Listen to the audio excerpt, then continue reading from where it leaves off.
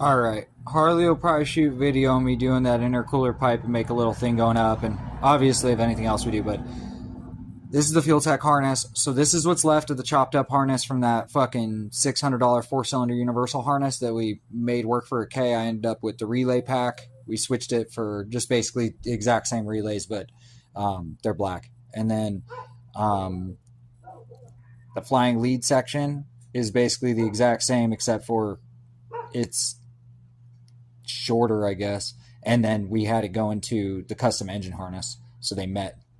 Whereas this one will fade into the engine harness for Ghost.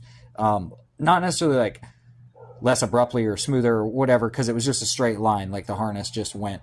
But this does have like a tee-off for the relay mounting versus like being in the cabin. It's a different layout. Basically everything goes on to Ghost different. And I'll actually show you. So, hey baby, pop the hood real quick.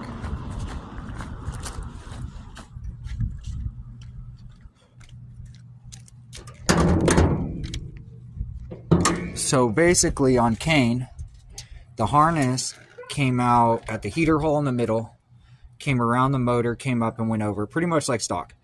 The relays were mounted on the floor in there, so the harness came from the dash down across the firewall, relays mounted there, and then it kind of kicked back and came out. The wiring for the relays went up through the door, like whatever thing for the speaker or whatever right there, through the fender liner with the battery cables from the fuse box and stuff all the way to the battery. The battery from here is going to go down here onto Ghost, down and behind the bumper over there.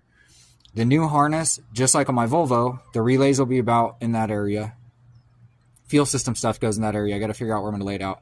But it'll pass out somewhere like under the brake booster or under into that cowl and through or something. I don't know. But and then come across down here. The relays right there. Go here, and then the power and ground for the battery cable will come around and go front along. So we'll see how this goes. We'll be posting videos the whole time. Obviously, the turbo kit's got to go on after the fueltech with the fuel system.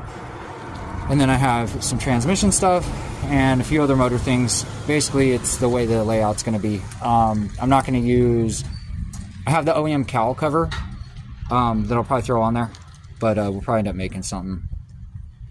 But that cowl cover will go on there now because it's ugly as fuck. I didn't need to cut it because we're not doing a hood exit. Later, I'll just notch it if I need to, but that thing's right there. I can't really do that. See how this goes. Auto transmission stuff, parallel ECU, that's going to be a week or two of some time of figuring shit out. So, see how it goes.